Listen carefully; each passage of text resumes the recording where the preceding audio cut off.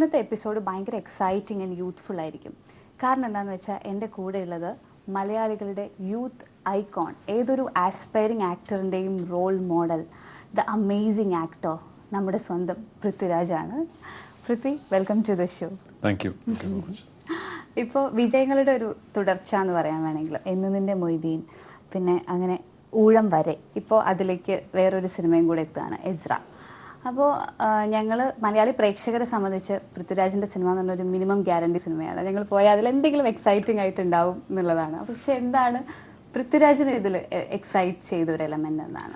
എൻ്റെ സിനിമ എന്ന് പറഞ്ഞാൽ അതിൻ്റെ ഒരു മിനിമം ഗ്യാരണ്ടി എന്ന് പറയുമ്പോൾ ഞാനതിൽ വിശ്വസിക്കുന്ന ആളല്ല. ആക്ച്വലി എന്നെ വെച്ച സിനിമ ഞാൻ വരുന്ന പ്രൊഡ്യൂസേഴ്സിനോട് വരെ ഞാൻ പറയാറുണ്ട്, അതായത് എനിക്കിഷ്ടപ്പെടുന്ന സിനിമകൾ വർക്ക് ചെയ്യും, ഹിറ്റാകും എന്നുള്ളതിൽ യാതൊരു ഉറപ്പുമില്ല. പക്ഷെ ഞാനൊരു സിനിമ ഏറ്റെടുത്താൽ ഞാൻ അതൊരു ക്വാളിറ്റി ഉള്ളൊരു പ്രോഡക്റ്റ് ആക്കി തീർക്കാൻ ഞാൻ പരമാവധി ശ്രമിക്കാറുണ്ട്. അതിലും ഞാൻ എപ്പോഴും വിജയിക്കാറൊന്നുമില്ല, പക്ഷെ അതിലേക്കാണ് എൻ്റെ ശ്രമം മുഴുവൻ.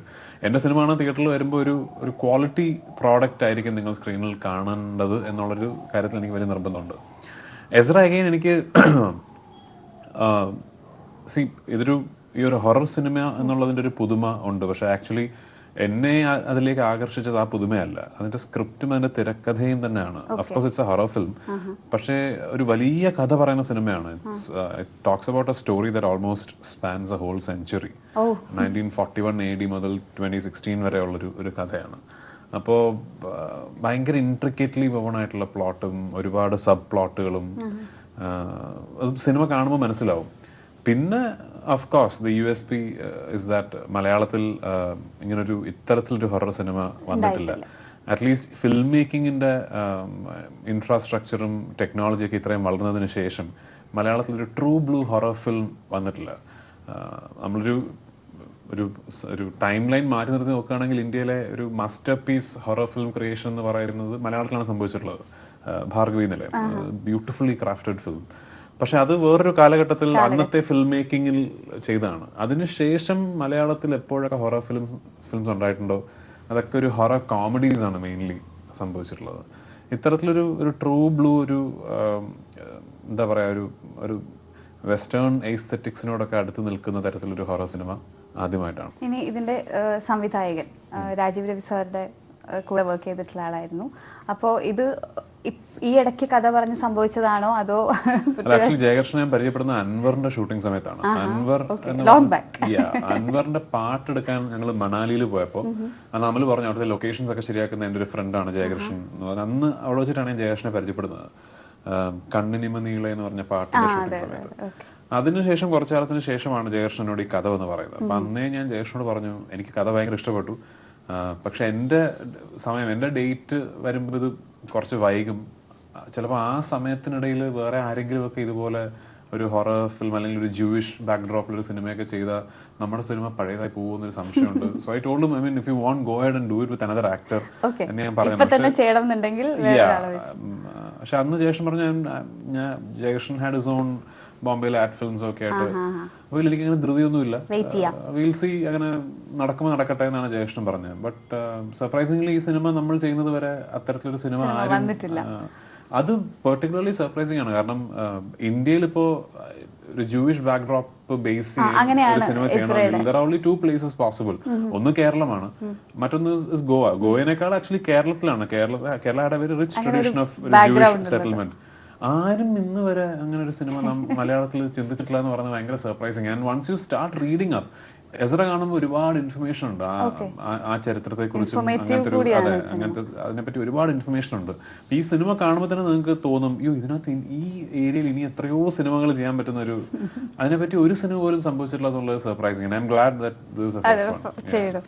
പിന്നെ ഒരു ക്യൂരിയോസിറ്റി, ലൈക്ക് എസ്ര എന്ന് കേൾക്കുമ്പോൾ എന്താണ്, ഒരു പേരാണോ അതോ വേറെ എന്തെങ്കിലും ഒരു ഈ പറഞ്ഞ പോലെ ഹൊറർ റിലേറ്റഡ് ആയിട്ടുള്ള എന്തെങ്കിലും? നമ്മുടെ സിനിമയിലത്തെ ഒരു ക്യാരക്ടറിന്റെ നെയിമാണ് എബ്രഹാം എസ്ര എന്ന് പറയുന്ന ഒരു കഥാപാത്രത്തിന്റെ പേരാണ്. And of course it's a very significant character in the film. But I also through it means cry for help. Ezra എന്നുള്ളത്. പേടിച്ച്. പക്ഷേ വെറുതെ ഗൂഗിളിൽ നോക്കുമ്പോൾ ദർ ആർ എസ്ര വാസ് അങ്ങനെ കോമൺ അല്ലെങ്കിലും it was A fairly non name Ezra എന്നുള്ളത് ജൂയിഷ് ആൾക്കാരുടെ ഇടയിൽ എസ്ര പേരുള്ള ഒരുപാട് പേരുണ്ടായിരുന്നു. ഇനി ഇതിലെ കഥാപാത്രം രഞ്ജൻ എന്നാണെന്ന് തോന്നുന്നു കഥാപാത്രത്തിന്റെ പേര്. ഞങ്ങൾ പാട്ട് കേട്ടു, വളരെ റൊമാൻറ്റിക് ആയിട്ടുള്ള ഒരു സോങ് ഞങ്ങളുടെ അടുത്തേക്ക് വന്നിട്ടുണ്ട്. അപ്പൊ ബാക്കി കഥാപാത്രത്തെ കുറിച്ച് അപ്പൊ അതിൽ മനസ്സിലായത് ആ ഒരു പ്രണയത്തിന്റെ ഒരു കാര്യമല്ലാതെ എനിക്ക് തോന്നുന്നു ക്യാരക്ടറിനെ കുറിച്ച് ഒരുപാടൊന്നും ആ പാട്ടിൽ നിന്ന് മനസ്സിലാവുന്നുണ്ടാവില്ല. ബേസിക്കലി ഇതിന്റെ പ്ലോട്ടിലേക്ക് വരുമ്പോൾ ഇതിന്റെ പ്രൊട്ടാഗനിസ്റ്റ് ഔട്ട്സൈഡേഴ്സ് ആണ്. ഈ ഒരു യങ് കപ്പിൾ രഞ്ജനും പ്രിയയും, അവർ ഒരു റിലേറ്റീവ്ലി ന്യൂലി മാരീഡ് ആയിട്ടുള്ള ഒരു യങ് കപ്പിൾ. ഇയാൾ ബോംബെയിൽ ജോലി ചെയ്യുന്ന ഒരു ചെറുപ്പക്കാരനാണ്.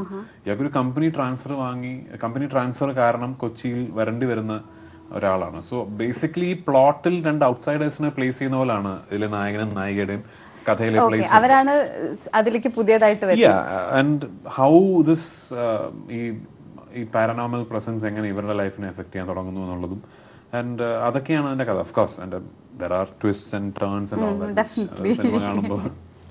അപ്പോൾ കോ ആക്ടേഴ്സ് പ്രിയ ആനന്ദ്, പ്രതാപ് പോത്തൻ സാറ്, ബാബു ആന്റണി, ടൊവിനോ, എങ്ങനെയാണ്? സുജിത്ത് എന്ന് പറഞ്ഞൊരു ആക്ടറുണ്ട്. ഐ മീൻ നമുക്ക് we had a little bit of a challenge casting the female lead.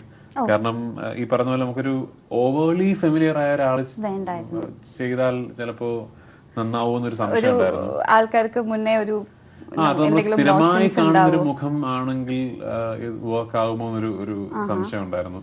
ഒരു സർട്ടൺ എമൗണ്ട് ഓഫ് ഒരു അൺനോൺ ഫാക്ടർ ഉള്ള ഒരാൾ കിട്ടിയാൽ നല്ലതായിരുന്നു. സോ ഫസ്റ്റ് വീക്ക് ഒരുപാട് പുതിയ ആൾക്കാരെയൊക്കെ നോക്കി, പക്ഷെ we couldn't find somebody who sat well with the character. എന്നിട്ട് പിന്നെ ഒരു സമയത്താണ് എന്നോട് ജയകൃഷ്ണൻ പ്രിയയുടെ കാര്യം പറയുന്നത്. So then I watched English and then I watched a film called Fukri. അപ്പോൾ അത് രണ്ടും കണ്ടപ്പോൾ എനിക്ക് I thought she was a great job. നന്നായിട്ട് ചെയ്തിട്ടുണ്ട്. And then of course Tovino is making a അതൊരു ഫ്രണ്ട്ലി അപ്പിയറൻസ് ആണെന്ന് ഞാൻ എടുത്ത് പറയണം. കാരണം ടൊവിനോ ഇപ്പോൾ ഒരു വലിയൊരു ആക്സെപ്റ്റബിലിറ്റി ഉള്ള ഒരു സ്റ്റാർ ആണ്. അപ്പം അദ്ദേഹത്തിന് വന്ന് ഈ ചെറിയ വേഷം ചെയ്തത് ആക്ച്വലി സിനിമയ്ക്കാണ് ഗുണം, ടൊവിനോയ്ക്കല്ല. വിജയരാഘവൻ ചേട്ടൻ ഒരു വെരി ഇമ്പോർട്ടൻറ്റ് ക്യാരക്ടർ ഉണ്ട്. ഒരു വളരെ പ്രധാനപ്പെട്ട ക്യാരക്ടർ ചെയ്തിരിക്കുന്നത് സുജിത്ത് എന്ന് പറഞ്ഞ ഒരു ആക്ടറാണ്. സുജിത്ത് നമ്മുടെ ഐ തിങ്ക് മലയാളികൾക്ക് പെട്ടെന്ന് മനസ്സിലാവാം മഹേഷിന്റെ പ്രതികാരത്തിലെ വില്ലൻ എന്ന് പറയുമ്പോഴാണ് സുജിത്താണ്. ദെൻ ബാബു എന്ന ചേട്ടൻ നെവർ ബിഫോർ സീൻ, ഇതിനു മുമ്പ് അദ്ദേഹത്തെ അങ്ങനെ ഒരു അപ്പിയറൻസിലൊന്നും കണ്ടിട്ടേ ഉണ്ടാവില്ല. സുദേവ് ആണ് ഒരു, ദെൻ രജത് ദബോൽക്കർ, അങ്ങനെ ഒരുപാട് ആക്ടേഴ്സ് ഉണ്ട് ആക്ച്വലി. ഇതിലെ വിഷ്വൽസ് ഒക്കെ ഒരു ഹോളിവുഡ് സിനിമ പോലെയാണ് എന്നൊക്കെ ഒരുപാട് സ്ഥലത്ത് വായിച്ചു. അപ്പോൾ എന്താണ് ക്യാമറാമാൻ്റെ ഒരു പ്രൂവ്ഡ് നമുക്ക് എല്ലാവർക്കും അറിയാവുന്ന ഒരാളാണ്, എന്നാൽ കൂടെ എന്താണ്? I mean see of course Sujith നന്നായിട്ട് ലൈറ്റപ്പ് ചെയ്യും, എല്ലാവർക്കും അറിയാം. നല്ല ക്യാമറമാനേഴ്സ്, നമ്മുടെ ഇൻഡസ്ട്രിയിലെ ഒരു മോസ്റ്റ് വാണ്ടഡ് സിനിമാറ്റോഗ്രാഫേഴ്സിൽ ഒരാളാണ് സുജിത്ത്. പക്ഷെ അൾട്ടിമേറ്റ്ലി ഒരു സിനിമാറ്റോഗ്രാഫറിന്റെ ദൗത്യം എന്ന് പറയുന്നത് ഒരു ഡയറക്ടറിന്റെ വിഷനെ എക്സിക്യൂട്ട് ചെയ്യുക, എൻഹാൻസ് ചെയ്യുക എന്നുള്ളതാണ്.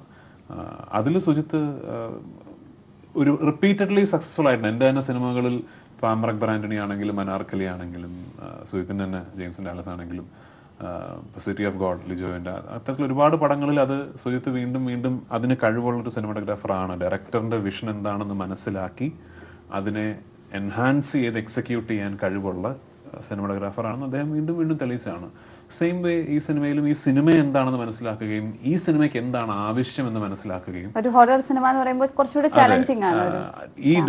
ഞാനിപ്പോൾ വർക്ക് ചെയ്യുന്ന ഡയറക്ടറിന്റെ മനസ്സിൽ എന്താണുള്ളതെന്ന് മനസ്സിലാക്കുകയും ചെയ്ത ഒരാളാണ്. പക്ഷെ അവിടെ എല്ലാം ഞാൻ അഗെയിൻ റിപ്പീറ്റഡ്ലി യൂസ് ചെയ്യുന്ന വാക്ക് ഡയറക്ടറിന്റെ വിഷൻ എന്നുള്ളതാണ്. ആ വിഷൻ വേണം, മനസ്സിലായില്ലേ? there has to be a vision clear ആയിട്ട് എല്ലാ ടെക്നീഷ്യൻസിലേക്കും എത്തിക്കുന്ന ഒരു ഡയറക്ടേഴ്സ് വിഷൻ വേണം. അതുണ്ട് ജയകൃഷ്ണൻ, അത് വളരെ ഫുൾ ക്ലാരിറ്റിയിൽ അതുണ്ട്. സോ അതെല്ലാം കൂടെ ചേർന്നിട്ടാണ് ഇപ്പോൾ ഈ പ്രോഡക്റ്റ് ഉണ്ടായിരിക്കുന്നത്. And I mean it's A very well shot, നന്നായിട്ട് എടുത്തിട്ടുള്ള. തിയേറ്ററിൽ നിങ്ങൾ ആ ഒരു ഇരുട്ടിലിരുന്ന് കാണുമ്പോൾ it will be, I strongly believe from the first shot ഒരു എക്സ്പീരിയൻസ് ആയിട്ട് സമ്മാനിക്കുന്ന. നല്ല പാട്ടുകളാണ്. രണ്ട് മ്യൂസിക് ഡയറക്ടേഴ്സ് ആണെന്ന് തോന്നുന്നു, രാഹുൽ രാജും സുഷൻ.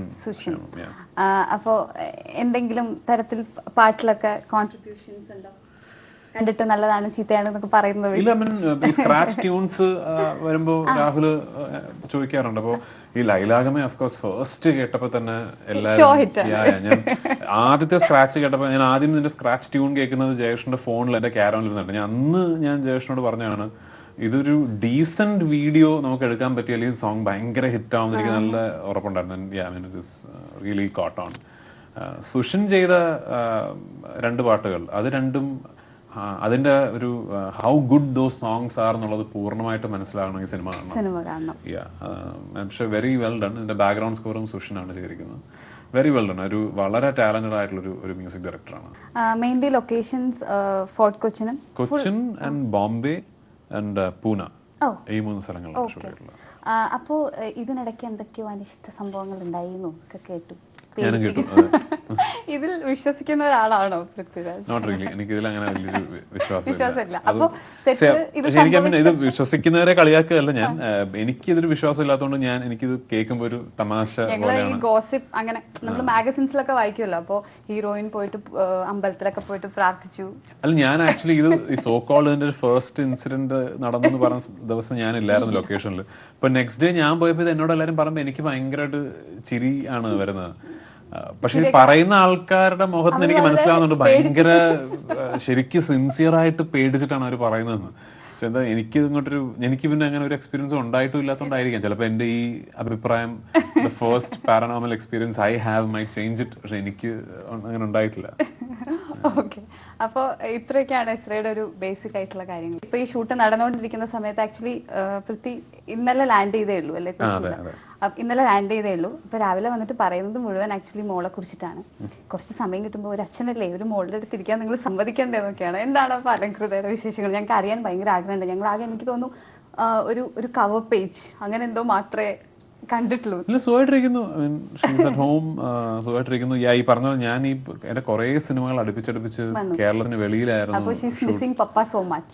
അപ്പൊ ഈ ഫേസ് ടൈം സ്കൈപ്പ് ഒക്കെ ആണ് കൂടുതലും. അപ്പൊ ഈ വല്ലപ്പോഴും കൊച്ചിയിലുള്ളപ്പോ ഒബ്വിയസ്ലി ആദ്യം തോന്നുക വീട്ടിൽ പോകണം എന്നുള്ളതാണ്. അപ്പൊ ഇപ്പൊ അതും പറ്റുന്നില്ല. അച്ഛന് സ്ക്രീനിലൊക്കെ കണ്ട് മനസ്സിലായൊക്കെ തുടങ്ങി. പിന്നെ എന്റെ കുഴപ്പം എന്താ വെച്ചാൽ എല്ലാ ദിവസവും അവള് ഉറക്കമണിക്കുന്നതിന് മുമ്പ് ഞാൻ വീട്ടിൽ നിന്ന് ഇറങ്ങും ജോലിക്ക്. ഞാൻ തിരിച്ച് വീട്ടിലെത്തുമ്പോ അവള് ഉറങ്ങിയിട്ടുണ്ടാവും. അപ്പൊ ഈ കാണുന്നത് വളരെ കുറച്ചാണ്. അതാണ്. അപ്പൊ അത് കാരണം ഇപ്പൊ സംസാരിച്ചൊക്കെ തുടങ്ങി അച്ഛാമ്മ എന്നൊക്കെ വിളിച്ചു. അതെ. പിന്നെ ഇനി വാലന്റൈൻസ് ഡേ ആണ് വരാൻ പോകുന്നത്. അപ്പം ഇപ്പോഴും എനിക്ക് തോന്നുന്നു ഒരു സമയത്തൊക്കെ ഒരുപാട് ആരാധകർ ഒരു പ്രണയം അഭ്യർത്ഥനയൊക്കെ ഒരുപാട് നടത്തിയിട്ടുള്ള ഒരാളായിരിക്കും ഇപ്പൊ അല്ലേ? ഇതുവരെ ആരും ഇതുവരെ അങ്ങനെ ഞാൻ ഭയങ്കരമായിട്ട് ഞാൻ കേട്ടിട്ടുണ്ട് ചാക്കോച്ചനൊക്കെ അങ്ങനൊന്നും എനിക്ക് അങ്ങനെ പേടിച്ചിട്ടാവും ചിലപ്പോ. അപ്പൊ ഇപ്പൊ പ്രണയിക്കുന്നവരോട് എന്തെങ്കിലും പറയാനുണ്ടോ? അത് ഞാനിങ്ങനെ പ്രണയത്തിൽ അഡ്വൈസ് കൊടുക്കാൻ അങ്ങനെ ഒരു ഭയങ്കര അങ്ങനെയല്ല, പ്രണയത്തെ കുറിച്ച് എന്താണ് അഭിപ്രായം? നല്ലതാണ്. Of course being in love is a great thing. പ്രണയിച്ച് മാത്രമേ കല്യാണം കഴിക്കാൻ പാടുള്ളൂ എന്ന് വിശ്വസിക്കുന്ന ആളാണ് ഞാൻ. അപ്പോൾ being in love is a great thing. അതിൽ സന്തോഷം ഉണ്ടാവും, ദുഃഖം ഉണ്ടാവും, ഹാർട്ട് ബ്രേക്സ് ഉണ്ടാവും, എല്ലാം ഉണ്ടാവും. പക്ഷെ I think it's A very essential part of wands life. ഒരു പ്രണയമെങ്കിലും ഉണ്ടാകുക എന്ന് പറയുന്നത് വളരെ ഒരു എസെൻഷ്യൽ ആണെന്ന് ഞാൻ വിശ്വസിക്കുന്നു. ഇത് എൻ്റെ വിശ്വാസമാണ്. അത് ശരിയോ തെറ്റോ ആകാം. And as far as I am concerned, the best thing to happen is to be able to fall in love with your best friend. ശരിക്കും എനിക്ക് തോന്നുന്നു ആസ് എൻ ആക്ടർ കൂടെ ഒരു 2-3 വർഷത്തിൽ കൂടുതലായിട്ട് ഉള്ള ഒരു മെച്യൂരിറ്റിയോ അല്ലെങ്കിൽ കാര്യങ്ങൾ തിരഞ്ഞെടുക്കുന്നതിലൊക്കെ ഞങ്ങൾക്ക് പ്രേക്ഷകർക്ക് ഒരു മാറ്റം തോന്നുന്നുണ്ട്. ഇതില് സുപ്രിയക്ക് എന്തെങ്കിലും റോൾ ഉണ്ടോ? അത് കാണുമായിരിക്കും. I am sure. എനിക്കറിയില്ല. നമുക്കിങ്ങനെ കൃത്യമായിട്ട് അറിയില്ലല്ലോ. ഓക്കെ, ഇത് ആണ് നമ്മളെ ഇങ്ങനെ മാറ്റുന്നത്, അതാണ് അറിയില്ലല്ലോ. ഓഫ് കോഴ്സ് ഗ്രാജുവലി എല്ലാവരും ഒരു നോർമൽ ഒരു എവല്യൂഷൻ ഉണ്ടാവും. പ്രായം കൂടുമ്പോൾ, ലോകപരിചയം കൂടുമ്പോൾ ഓരോ മനുഷ്യർക്കും മാറ്റങ്ങളുണ്ടാവും. അതുണ്ടായിട്ടുണ്ടാകും. ഞാനൊരു കാമുകനായതിൻ്റെ മാറ്റങ്ങൾ ഉണ്ടായിട്ടുണ്ടാവും, ഒരു ഭർത്താവായതിൻ്റെ മാറ്റങ്ങൾ ഉണ്ടായിട്ടുണ്ടാവും, ഒരു അച്ഛനായതിൻ്റെ. അതെനിക്കറിയില്ല. ഐ എം ഷുവർ ഞാൻ മാറിയിട്ടുണ്ടാവും, ഇനി മാറിക്കൊണ്ടിരിക്കുകയായിരിക്കും. ഇനി എൻ്റെ മകളുടെ ലൈഫിലെ ഓരോ സ്റ്റേജസും എന്നിൽ വേറെ മാറ്റങ്ങൾ വരുത്തുമായിരിക്കും. അറിയില്ല. ഒരു സ്റ്റാർ ഫാമിലി അല്ലേ ഇപ്പം? ഇന്ദ്രജിത്ത് ആണെങ്കിലും പൂർണിമ, ഇവൻ സുപ്രിയ, എല്ലാവരും വളരെ തിരക്കുള്ള ആൾക്കാരാണ്. നിങ്ങൾ എല്ലാവരും ഒരുമിച്ച് കൂടും. എൻ്റെ ഭാര്യ ഒരു ജേർണലിസ്റ്റ് ആണ്. അതെ, അതും ഒരു ബിസി. പക്ഷെ ഇപ്പൊ വർക്ക് അതാണ് ഞാൻ. അപ്പൊ എല്ലാവരും ഒരു ബിസി ആൾക്കാരാണ്. അപ്പൊ നിങ്ങൾ ഒരുമിച്ച് കൂടുന്നതൊക്കെ യൂഷ്വലി എപ്പോഴാണ്? അങ്ങനെ വളരെ വല്ലപ്പോഴേ സമയം കിട്ടാറുള്ളൂ. അമ്മ ഈസ് ഓൾസോ റിയലി ബിസി അല്ലേ, ബിസിനസ്സും കാര്യങ്ങളൊക്കെ ആയിട്ട്? പക്ഷേ she is slowing down now, thankfully. ഇപ്പോൾ why is that? അല്ല, ഐ മീൻ അറ്റ് വൺ ഒരു 2-3 years മുമ്പ് ഇറ്റ് വാസ് ടൂ മച്ച് ആയി തോട്ട്. അതായത് ഞാൻ ദോഹയിൽ അമ്മയുടെ വീട്ടിൽ പോകുമ്പോൾ രാവിലെ 6:30 വീട്ടിൽ നിന്ന് ഇറങ്ങിയിട്ട് then she comes back at 11 രാത്രി 11 മണിക്ക്. അപ്പോൾ ഞാൻ ചോദിക്കുന്നത് എന്തിന്, ഐ മീൻ അതെ അത്. So now she is slowing down, which is good. പക്ഷേ ഈ പറഞ്ഞാൽ എന്നാലും ഈ നമ്മുടെ ഈ ജോലിയുടെ ഒരു സ്വഭാവം ഇങ്ങനെ ആയതുകൊണ്ട് എല്ലാവരും ഒരുമിച്ച് ഒരു സ്ഥലത്തുണ്ടാവുക എന്ന് പറയുന്നത് ഓൾമോസ്റ്റ് ഇമ്പോസിബിൾ. അപ്പോൾ അത് വല്ലപ്പോഴും ഒക്കെ സംഭവിക്കുന്നത്. അങ്ങനെ പ്ലാൻ ചെയ്ത് തന്നെ നടക്കണം, അല്ലാതെ യാദൃശ്ചികമായി പ്ലാൻ ചെയ്താലും ചിലപ്പോൾ നടക്കില്ല. കാരണം നമ്മൾ ഓക്കെ അടുത്ത മാസം ഇത്രാം തീയതി നമുക്ക് ഇങ്ങനെ ചെയ്യാന്ന് പറയുമ്പോൾ അപ്പോഴായിരിക്കും വന്ന് പറയുന്നത് സാർ ആ മറ്റേ ആക്ടർ ഈ ദിവസമേ ഉള്ളൂ, അല്ലെങ്കിൽ ആ ലൊക്കേഷൻ. ഈ നായക നടനായിട്ട് അഭിനയിക്കുന്നതിന്റെ കുഴപ്പം ഇതാണ്. കാരണം നമ്മളുടെ ഡേറ്റ് വെച്ചിട്ടാണ് വേറെ, I mean you have to adjust for everyone else. എല്ലാവരുടെയും കോമ്പിനേഷൻ നമ്മൾ ഒരു സിനിമയിൽ ഒരു 4 ദിവസം മാത്രം അഭിനയിക്കുന്ന ഒരാള്, അയാൾ ആ 4 ദിവസം എപ്പോൾ തരുന്നു അപ്പോഴേ ഷൂട്ട് ചെയ്യാൻ പറ്റും. പക്ഷെ നായകൻ അങ്ങനല്ലോ, സിനിമ തുടങ്ങി തീരുന്നവരെ എന്നുള്ളതാണ്. അപ്പോൾ അത് അതുകൊണ്ട് മിക്കപ്പോഴും അങ്ങനെ പ്ലാൻസ് ഉണ്ടാക്കിയാലും ലാസ്റ്റ് മൊമെന്റ് എന്തെങ്കിലുമൊക്കെ വന്ന്. ഇനി ഒരു ആസ് എ പേഴ്സൺ കുറേ യാത്രകൾ, പിന്നെ എനിക്ക് തോന്നുന്നു ഇടയ്ക്ക് ഞാൻ എവിടെയോ വായിച്ചു ലക്ഷൂറിയസ് കാസിനോടൊരു ഇഷ്ടമുണ്ട്. അതൊക്കെ ഇപ്പോഴും ഉണ്ടോ? ഇഷ്ടമാണ്. എനിക്ക് അഫോർഡ് ചെയ്യാൻ പറ്റുന്നതിൽ നല്ല വണ്ടികൾ വാങ്ങിക്കാറുണ്ട്. So what is your car now? Porsche, yeah. Okay. And your watch? What I'm wearing? Yeah. There's a Hublot. Just എല്ലാവർക്കും അറിയാനൊരു ആഗ്രഹം ഉണ്ടാവും. ഡെഫിനറ്റ്ലി. Okay. പിന്നെ ഇനി അപ്കമിങ് പ്രൊജക്ട്സ് എന്തൊക്കെയാണ്? ഞാൻ ഇപ്പോൾ I just finish shooting for Tiyaan. അതിൻ്റെ ഷൂട്ടിംഗ് കഴിഞ്ഞു. സോ ഭയങ്കര എക്സ്റ്റെൻസീവ് ഷെഡ്യൂളായിരുന്നു. നമ്മൾ മൾട്ടിപ്പിൾ ഷെഡ്യൂൾസ് ആയിട്ട് ഐ തിങ്ക് ഓൾമോസ്റ്റ് ഒരു 7 to 8 months ഷൂട്ടിംഗ് പോയ സിനിമയാണ്. It's a big film. അതിൻ്റെ ഷൂട്ട് ഇപ്പോൾ പാക്കപ്പായി. ഞാൻ അടുത്ത് ജോയിൻ ചെയ്യാൻ പോകുന്നത് വിമാനം എന്ന് പറഞ്ഞ സിനിമയാണ്. ഓക്കെ. ഇനി ഞങ്ങളൊരു ഡയറക്ടറെ കൂടെ കാണാൻ പോവാണല്ലോ, പൃഥ്വി ആസ് എ ഡയറക്ടർ. അപ്പോൾ എന്താണ് അതിൻ്റെ എപ്പോഴേക്ക് ഞങ്ങൾക്ക് പ്രതീക്ഷിക്കാം? വൈകും. ഐ മീൻ ഈ വർഷം ഓബ്വിയസ്ലി എൻ്റെ ജോലികൾ, അതായത് ഏറ്റവും തിരക്കുള്ള ആക്ടർ ഡയറക്ടറാണ്, പിന്നെ ഏറ്റവും തിരക്കുള്ള ഒരു ആക്ടറാണ് അതിൽ അഭിനയിക്കേണ്ടത്. അപ്പൊ ഇതെല്ലാം കൂടെ ഒരു അതെ. ഐ മീൻ ഈ വർഷം എൻ്റെ ജോലികൾ തുടങ്ങും, ഓബ്വിയസ്ലി തുടങ്ങണം.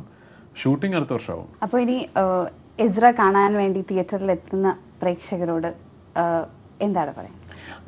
എസ്ര ഒരു ഹൊറർ ഫിലിമാണ് ഡെഫിനറ്റ്ലി. ഐ മീൻ അത് തന്നെയാണ് സിനിമയുടെ USPയും, അതാണ് ആ സിനിമയുടെ ജോണറും. പക്ഷെ കഴിയുമെങ്കിൽ തിയേറ്ററിൽ കയറുമ്പോൾ അത് മറന്നിട്ടൊരു സിനിമയായിട്ട് കാണണം. എന്നാലേ അത് ഫുള്ളി എൻജോയ് ചെയ്യാൻ പറ്റുള്ളൂ. ഐ മീൻ ഭയപ്പെടുത്തുന്ന മൊമെന്റ്സും ഭയപ്പെടുന്ന സീനുകളൊക്കെ ഉണ്ടാവും സിനിമയിൽ. പക്ഷെ അതിനു വേണ്ടി കാണരുത്. അതിങ്ങനെ പ്രതീക്ഷിച്ചിരുന്ന് കാണാതിരിക്കാൻ പറ്റിയാൽ I think you will enjoy the film more. ഒരു definitely all put together, visual ആണെങ്കിലും സൗണ്ട് ആണെങ്കിലും തീം ആണെങ്കിലും നറേഷൻ്റെ രീതിയാണെങ്കിലും ഓൾ പുട്ട് ടുഗെദർ ഒരു പുതിയ സിനിമാറ്റിക് എക്സ്പീരിയൻസ് നിങ്ങൾക്ക് തരിക എന്നുള്ളതാണ് സിനിമയുടെ ലക്ഷ്യം. അതിനുവേണ്ടിയാണ് ഞങ്ങളെല്ലാവരും ട്രൈ ചെയ്തിരിക്കുന്നത്, അതിനുവേണ്ടിയാണ് പ്രയത്നിച്ചിരിക്കുന്നത്.